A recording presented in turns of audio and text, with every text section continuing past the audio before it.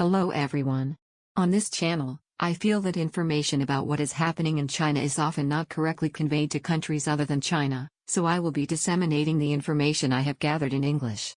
I'm getting information from multiple media, so I'd be happy if you could comment on the content of the video. Also, English is not my native language, so I use an AI speaker to create the voice to convey the information correctly.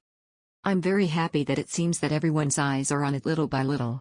As the world situation becomes unstable, I feel frustrated that information about the economic superpowers is not properly disseminated overseas. Not all of my information is correct, but I'm happy to hear that there is such information. This time, I would like to talk about so-called big government and small government. I think there are various ideas about the good and bad of big government and small government. Big government means that the government pays attention to various aspects of people's lives, and if there are problems, various measures are taken to improve them. In other words, it can be said that the government intervenes in every aspect of people's lives.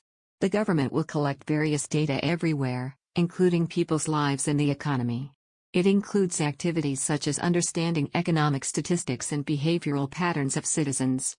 Small government, on the other hand, means that the government does as little as possible.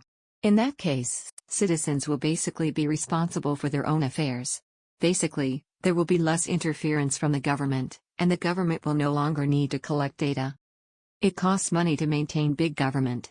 We will need to collect a lot of taxes, spend money to gather data that will serve as the basis for policy decisions, and also need a lot of financial resources to provide the necessary benefits. Therefore, you will spend a lot of money. Small governments, on the other hand, don't take a lot of taxes, and the government doesn't spend money in detail. I think people have different ideas about which is better. This story is a story that can't be said which one is better. And I think it depends on where you stand. I think there are some people who feel that the tax burden is heavy, but the benefits they are able to enjoy are greater.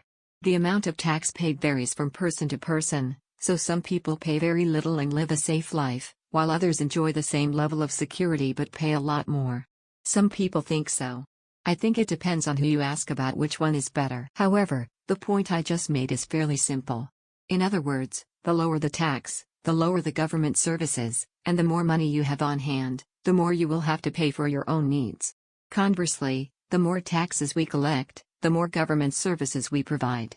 Although it is taken as a tax once, there are also benefits that can be obtained. It is a story that there is a balance of plus and minus. But this is not the end of the story. It is related to the story of China. Even if we pay taxes once, if those taxes are used for the benefit of the people, I don't think the people will have much dissatisfaction.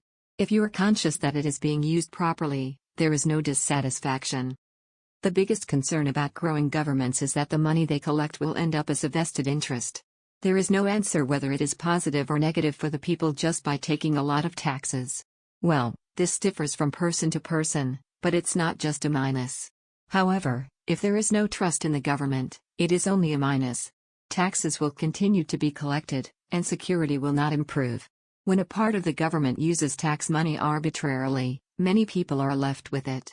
Today's main theme is what will happen to the economy of that country. Looking back on history, when did China's economy revitalize?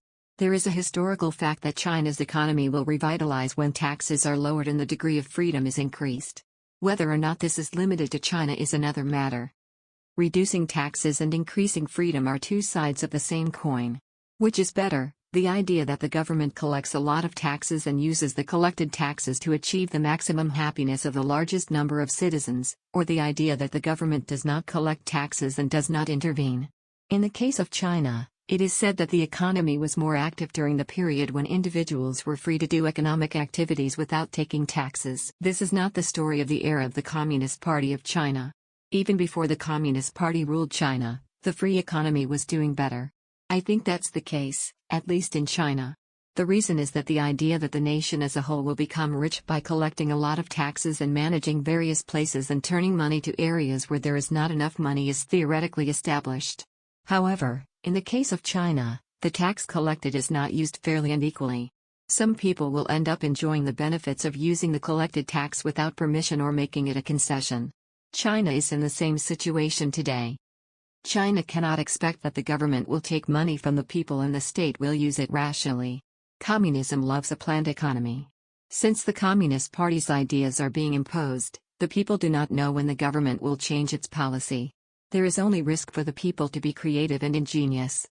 The biggest problem in China's economy is the communist regime's interference in every aspect of society. And it is a problem to monitor the people and make it the concession of the Communist Party.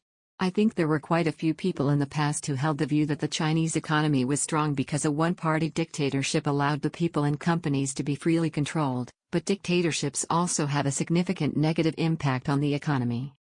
That's all for now. See you next time.